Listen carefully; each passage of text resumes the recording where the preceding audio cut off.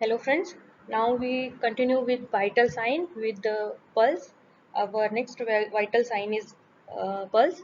So start करते हैं content से इससे topic. Okay.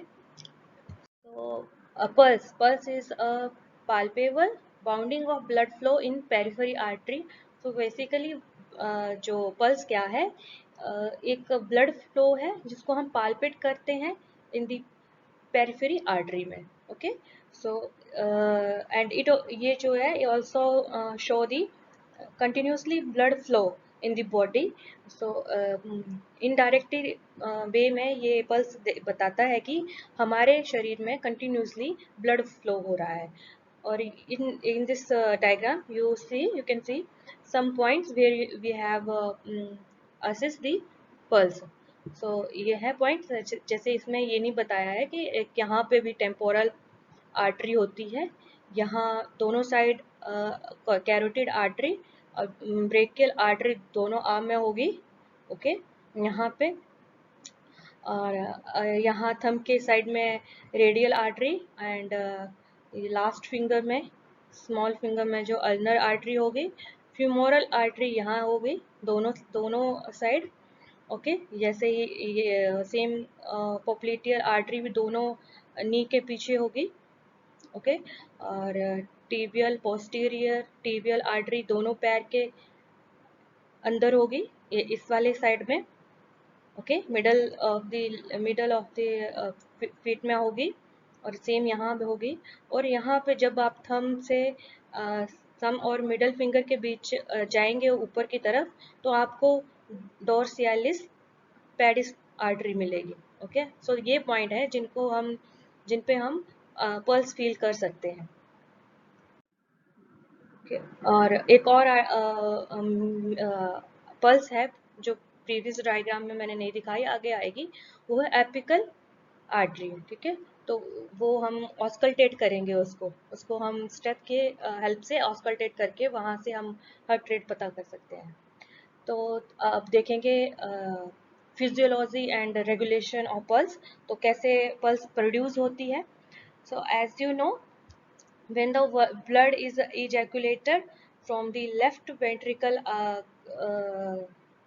of the heart, जब लेफ्ट वेंट्रिकल कॉन्ट्रैक्ट करेगा तो वो ब्लड को इजैकुलेट करके एरोटा में भेजेगा. ओके. तो ऑर्टा में एक ऑर्टा जो है सबसे बड़ी आर्टरी है. ओके. सो इसमें जाएगा, जब ये डिस्टेंस करेगी तो क्या होगा, एक पल्स वेव प्रोड्यूस होगा. तो बेसिकली पल्स क्या है, एक वेव है जो प्रोड्यूस हो रही है जब लेफ्ट वेंट्रिकल कॉन्ट्रैक्ट कर रहा है और कॉन्ट्रैक्ट करने पे ब्लड को ऑर्टा में भेज रहा है तो एक पल्स प्रोड्यूस कर रहा है. और उसको हम फील करेंगे on at the periphery artery. So in the definition, the in the starting, each stroke volume, okay, each stroke volume ejaculation means left ventricle contraction. They the wall of aorta is distance, उसके द्वारा aorta की wall distance करेगी और वो एक pulse produce करेगी. ठीक है. And that travel rapidly toward the distal end of the artery. जहाँ तक आर्टरी खत्म होगी वहाँ तक पहुँचेगी बहुत ही तेजी से. ओके. सो अब तो ये बात क्लियर है कि पल्स बेसिकली क्या है, एक वेव है. Pulse wave move 15 time faster in the aorta. जब वो हार्ट के पास होगी तो वहाँ पे वेव होगी, वहाँ की वेव 50 टाइम फास्टर होगी. And when this reach on the small arteries, okay, when the wave is reach on the small artery, their speed is increased 100 time. okay. उसकी स्पीड 100 गुना बढ़ जाएगी एज कंपेयर टू जब वो ventricle contract किया था. जब ventricle contract किया था उसके कंपेरिजन में 15 टाइम फास्टर होगी उसकी वेव, पल्स वेव, जब वो ब्लड एरोटा में पहुंचेगा. और 100 टाइम फास्टर होगी जब ब्लड स्मॉल आर्टरीज में पहुंचेगा. The number of pulsing sensation occur in 1 minute is known pulse rate. This is definition of pulse rate.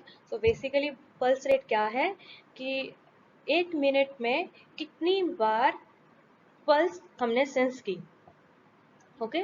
तो आप ये अपने हाथ में भी कर सकते हैं. जब रेडियल आरटी को प्रेस करेंगे हल्का सा अपनी 3 फिंगर से, तो आप देखेंगे कि वहाँ पे आप एक पल्स सेंस कर रहे हैं. ओके. सो उसको आप काउंट करें 1 मिनट के लिए, तो वो आपकी पल्स रेट बन जाएगी. This is the pulse rate. And volume of blood pumped in 1 minute is called cardiac output. Okay. So जब 1 मिनट में हमारा हार्ट कितना अमाउंट ऑफ ब्लड उसने पंप किया है, उसको कहेंगे कार्डिक आउटपुट. जैसे लाइक वेंट्रिकल कॉन्ट्रैक्ट करके उसने कितना ब्लड पहुंचाया है ऑर्टा में, उसको हम कहेंगे cardiac output. And cardiac output जो क्या है, किसका प्रोडक्ट है? Heart rate. Okay. Heart rate into systolic stroke volume, not systolic, this is stroke volume. Okay. This इसका प्रोडक्ट है. तो each ventricle contraction ejaculate approximately 16 to 17 ml. तो एक वेंट्रिकल कॉन्ट्रैक्शन से कितना ब्लड निकलता है? 60 से 70 ml. एंड इस ब्लड को, निकलने वाले ब्लड को क्या कहेंगे? Stroke volume. जो हमने पहले ही जान लिया कि स्टॉक वॉल्यूम है क्या चीज. तो इस वैल्यू को याद रखना कि हाँ, स्टॉक वॉल्यूम जो है इतना होता है, क्योंकि ये काम आने वाली चीज है. नेक्स्ट, अब कंटिन्यू रखना इसके साथ. The number of ventricle contraction, okay, the number of ventricle contraction in a 1 minute is called heart rate. Okay. So heart rate एक मिनट में कितनी बार हार्ट पंप कर चुका है, वो होता है हार्ट रेट. और एक आइडियल पर्सन का कितना है हार्ट रेट? वो है 20 बीट्स पर मिनट. ये वेरी करता है. ये इसका आइडियल वैल्यू कि एक हेल्दी पर्सन का इतना होता है, बट ये वेरी भी करता है. सो अब स्टॉक वॉल्यूम क्या होता है कि वेंट्रिकल कॉन्ट्रैक्शन होने पे कितना ब्लड एरोटा में गया. इस एरोटा में वेंट्रिकल जब कॉन्ट्रैक्ट हुआ तो कितना ब्लड यहाँ गया. ओके. और हार्ट रेट क्या होता है कि जब हम यहाँ पे ऑस्कल्टेट करेंगे, इस पे हम अपना स्टेप रखेंगे, और जब हम साउंड हेयर करेंगे, उसको फील करेंगे स्टेप के साथ, तो तब पता चलेगा कि कितनी बार हार्ट ने बीट किया है. ओके. सो ये दोनों चीजें आपस में एक जैसी हैं. एक क्या कर रहा है, जब वेंट्रिकल कॉन्ट्रैक्ट करके कितना अमाउंट ब्लड भेज रहा है, उसको बोल रहे हैं स्टॉक वॉल्यूम. और जब हम यहाँ पे ऑर्टा पे हम स्टेथ रख के फील कर रहे हैं कि कितनी बार उसने बीट किया है, उसको कह रहे हैं हार्ट रेट. और इन दोनों का प्रोडक्ट होता है cardiac output. So here I put a one example. The heart rate of patient is 17 beat per minute and stroke volume of that patient is 70 ml. Okay. So their cardiac output is 4900 milliliter per minute. इतना उसका cardiac output है. Mechanical and chemical and neural factor can alter the ventricle contraction and it's stroke volume. ये तो obvious सी बात है कि जब कोई भी स्ट्रेस कंडीशन या एनी हार्मोनल चेंज आएगा, एनी टाइप ऑफ एक्सरसाइज हम करेंगे, तो क्या करेगा वो? हमारे हार्ट पे इफेक्ट डालेगा. तो वो कहाँ पे इफेक्ट होगा? वेंट्रिकल कॉन्ट्रैक्शन में उसका इफेक्ट आएगा. और उसके बाद स्टॉक वॉल्यूम भी चेंज हो सकता है, डिक्रीज भी हो सकता है और इंक्रीज भी हो सकता है. ये फैक्टर इन तीनों फैक्टर पे डिपेंड है. ओके. तो हम नेक्स्ट चले. when these factor unable to, okay, when these factor are unable to change the stock volume, then heart rate cause a change in the cardiac output. जब मान लीजिए कि ये फैक्टर कोई भी वेंट्रिकल कॉन्ट्रैक्शन में चेंज नहीं ला रहे हैं, कि ऐसे हो गया है कि पेशेंट का बीपी बढ़ चुका है, और ये chemical and mechanical and neural factor उस पेशेंट का वर्क नहीं कर रहा है, तो क्या करेगा, उस पेशेंट का हार्ट रेट चेंज हो जाएगा, चेंज करेगा। ओके, एंड उसकी वजह से बीपी में बदलाव आएगा। अगर अ, अ, ये वाले फैक्टर स्टॉक वॉल्यूम पे कोई फर्क नहीं डाल रहे, तो हार्ट रेट उधर कंपनसेटरी वर्क एज करेगा। ओके, तो क्या होता है कि जब हार्ट रेट इंक्रीज होता है, और उसमें उस इंक्रीज में क्या है मेन, कि स्टॉक वॉल्यूम चेंज नहीं हो रहा है। जितना स्टॉक वॉल्यूम पहले था, मान लीजिए किसी पेशेंट का, जैसे यहीं पे ले लेते हैं एग्जांपल, उस पेशेंट का स्टॉक वॉल्यूम 700 मिलीलीटर था, तो वो इतना ही रह रहा है, वो चेंज नहीं हो रहा है कि कोई मैकेनिकल और केमिकल एक्शन से। तो वहाँ क्या होगा, वहाँ पे बीपी बढ़ चुका है एक पेशेंट का। ओके, यहाँ पे एक सिनेरियो के साथ समझेंगे। इसको इरेज कर देती हूँ, फिर से मैं आपको समझाऊंगी। ओके, तो यहाँ एक सिनेरियो ले लेते हैं कि एक पेशेंट का क्या हुआ है कि बीपी बढ़ चुका है, और उसके जो ये फैक्टर हैं, मैकेनिकल केमिकल न्यूरल फैक्टर, ये वर्क नहीं कर रहे हैं उस पेशेंट के। ओके, तो वहाँ पे क्या करेगा, heart rate as a compensatory work करेगा कि वो जाके बीपी को डिक्रीज करे। It act on the BP to decrease their pressure. Okay, अब प्रेशर कम करने के लिए क्या होता है कि हार्ट रेट इंक्रीज हो जाएगा। उस पेशेंट का हार्ट रेट इंक्रीज हो गया, और कार्डिक उसका बीपी डिक्रीज हो गया। और यहाँ पे ये ऐसे डिक्रीज होता है कि टाइम ऑफ फिल जो है उसका उसका जो वेंट्रिकल को फिल करने का टाइम है। ओके, तो ये वेंट्रिकल को फिल करने का यहाँ पे ब्लड आ रहा है, ये वाला टाइम डिक्रीज हो जाता है, बट उसका स्टॉक वॉल्यूम उतना रहेगा, इजैकुलेट उतना ही करेगा, वो जितना 70 है वो 70 ही करेगा। पर वो कम हो गया, कि मतलब कि हार्ट रेट बढ़ चुका है, वो हार्ट एकदम से बीट करेगा, एकदम से अपने आप को कॉन्ट्रैक्ट करेगा, तो जल्दी जल्दी से ब्लड फिल होगा। ओके, और इस वजह से बीपी कम हो जाएगा। जो यहाँ पे प्रेशर आना है उतना, वो उतना एरोटा पे प्रेशर नहीं आएगा। वैसे ही हार्ट रेट डिक्रीज हुआ है, ठीक है, जब हार्ट रेट डिक्रीज करेगा और वहाँ पे स्टॉक वॉल्यूम उसका कोई चेंज नहीं है, तो बीपी इंक्रीज हो जाएगा। तो ये एक दूसरे के इनवर्स हैं।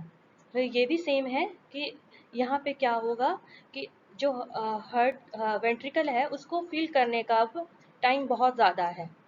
ओके, टाइम बहुत ज़्यादा है, तो जितना देर लगाएगा भरने में वेंट्रिकल को, उतने प्रेशर से उसको बाहर भी निकालना पड़ेगा, क्योंकि ब्लड स्टे भी कर सकता है, धीरे धीरे वो धीरे धीरे आ रहा है ब्लड, तो उतना ही पावर लगे, ज़्यादा फोर्स लगेगी ब्लड को बाहर भेजने में।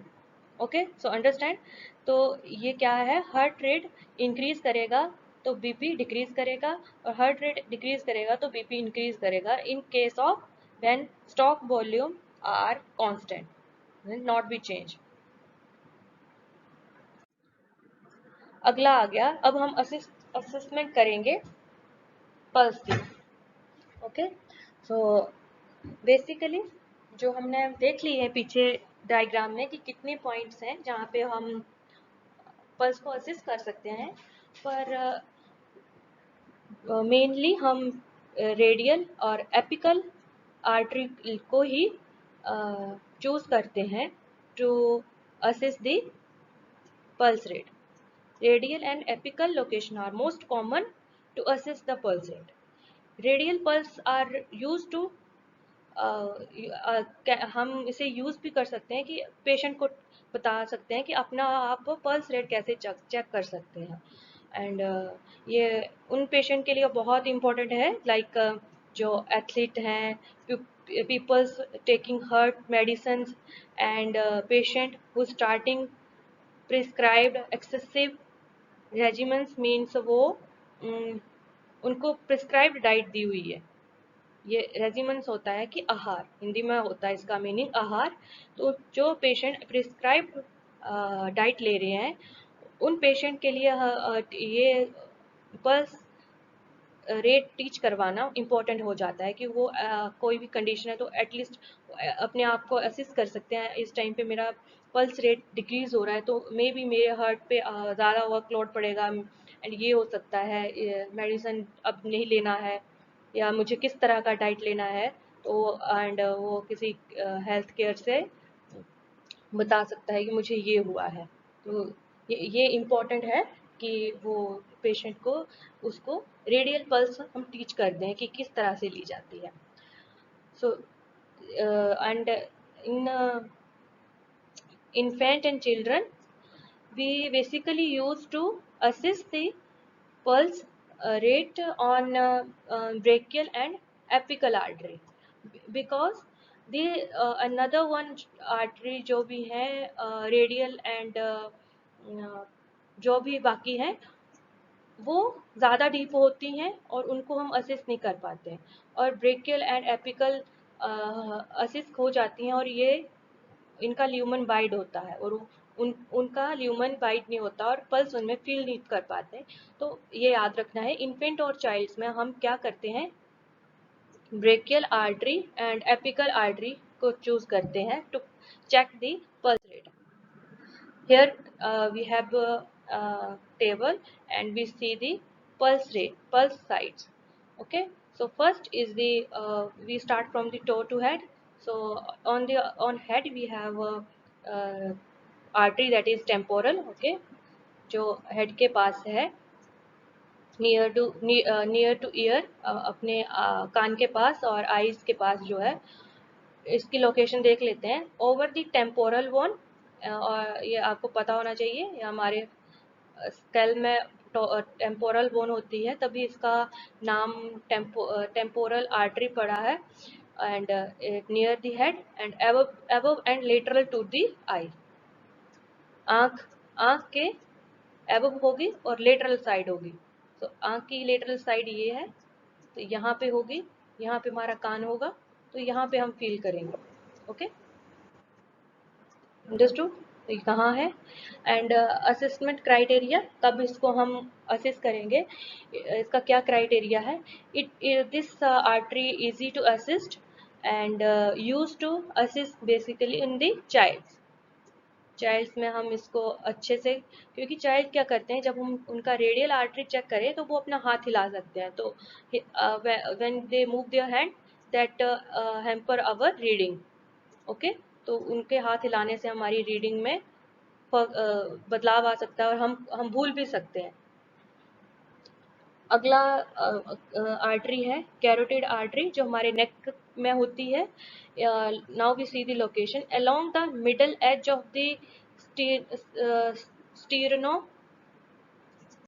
स्टीर्नोक्लाइडोमेस्टेटिक muscles in the neck. So ये मसल हमारी नेक में होती है जैसे कि डायग्राम में दिखा देंगे आगे है ये मैंने डायग्राम रखी है तो वहाँ उसके पास होती है स्टीरिडोक्लेनाइडो मसल के पास ये आर्टरी होती है and this is also an easy way to assist the pulse but during physiological shock and cardiac arrest and other side are not be when other side are not be palpable so then on that condition we are going to use this side। okay जब कहीं दूसरी जगह पे thrombosis हो रखा है मान लीजिए वहाँ पे स्वेलिंग है या पैर में फ्रैक्चर है कहीं हम हमारे पास पॉसिबिलिटी नहीं है कि हम दूसरी जगह पे असिस कर लें तो ये कैरोटिड आर्टरी वेस्ट साइड है to assist the pulse rate. Third आता है इसके नीचे आ जाएंगे तो आएगी हार्ट के पास apical artery. So it is इस location on the fourth and fifth intercostal space on the left side of the middle clavicular line. So जो कॉलर बोन है उसके बीचों बीच जैसे कि ये कॉलर बोन है ये हमारा चेस्ट है तो इसके बीचों बीच यहाँ करके फोर्थ एंड फिफ्थ इंटरकोस्ट होगा ये। ओके इसको छोड़ के यहाँ पे करके आगे जाके हमारा यहाँ fourth to fifth intercostal space में हम स्टेथ को रखेंगे प्लेस करेंगे तो हमें एपिकल आर्टरी मिलेगी और वहां से हम पल्स को जज कर सकते हैं, असेस कर सकते हैं। This site use to auscultate the apical pulse. तो यहाँ पे हम पाल्पेट करके नहीं करेंगे, ऑस्कल्टेट करेंगे। ब्रेकियल आर्टरी, अब इसके लोकेशन देख लेते हैं। तो इसकी ये लोकेटेड है in the groove between the bicep and tricep muscles at the anterior cubital fossa. तो जो एंटीरियर साइड जो हमारा फोसा है एल्बो के आगे, in between bicep and tricep, okay. तो वहाँ पे हम पाल्पेट करके ब्रेकियल आर्टरी पा सकते हैं, मिल जाएगी वहाँ पे। And this site is use to assist the status of circulation to lower arm and auscultate blood pressure.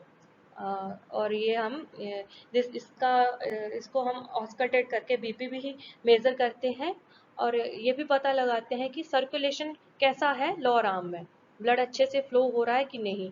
अगर यहीं पे कोई ऑब्स्टेकल या एनी ब्लड क्लॉट प्रेजेंट है तो ब्लड अच्छे से फ्लो नहीं होगा। उसके नीचे ब्रेकियल के बाद आएगी radial artery. So it is located in the radial on the radial bone or in the thumb side of the forearm at the wrist। कलाई के थंब साइड में ये मिलेगी। wrist means कलाई। and it is common site used to assess character of the pulse, periphery and status of the circulation to the hand। Okay, so ये आमतौर पे use की जाती है to assess the periphery blood, periphery pulse and हम यहाँ से ये भी पता कर सकते हैं कि हैंड में सर्कुलेशन कैसा है। like same as the brachial artery, it is also used to assess the status of circulation in the lower arm and it is ये जो रेडियल है ये असिस्ट करेगा सर्कुलेशन इन दी हैंड। अब हैंड में ही दूसरी आर्टरी आती है, अल्नर आर्टरी। एंड ये होती है अल्नर बोन की side and on the little finger and we palpate on the forearm wrist। ये साइट यूज होती है to assess the same as circulation in the hand and also use to perform an Allen test. So Allen test, ABG जब हम blood sampling लेते हैं उस time किया जाता है कि दोनों रेडियल एंड अल्नर आर्टरी को कोलैप्स कर दिया जाता है फॉर सेकेंड एंड उसके बाद फिर उसको हैंड को खोलते हैं तो ब्लड जो हैंड का है वो रुक गया होता है, वो वापस आ जाता है। तो मेजर करते हैं कि कितने टाइम के बाद आ रहा है, तो उस हिसाब से एबीजी लेने का प्रिपरेशन करते हैं। femoral artery, so it is located in the below illingual ligaments, illingual ligaments के below होता है and midline between the symphysis pubic and anterior superior ulnar curve। so basically ऐसे करके लेग है, एब्डोमिन है। so ऐसे, ओके। तो ये यहाँ करके होगा, यहाँ करके, तो हम यहाँ पे पाल्पेट करेंगे यहाँ वाली जगह पे, तो हमें femoral artery मिल जाएगी, okay. And this site is use to assess the pulse and during any physiological shock and cardiac arrest and other pulses are not be palpable। so this pulse is pulse site is are used to assess the pulse rate, okay, and it is also used to assess the circulation in the leg। तो और ये और भी ज़रूरी है क्योंकि यहाँ से हम कई बार एबीजी सैम्पलिंग करते हैं। जब रेडियल से ना हो तो हम एबीजी सैम्पलिंग फीमोरल से करते हैं। पॉप्लिटियल आर्टरी, ये behind the knee in the popliteal fossa, जो ये नी का साइड है, ओके, ये लेग है हमारी।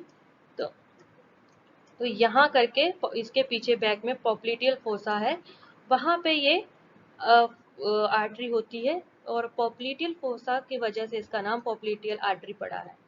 Site use to assist status in the circulation in the leg, तो लेग में कैसा ब्लड सर्कुलेशन है उसको असिस्ट कर सकते हैं। और इन इन many cases we can assist BP here.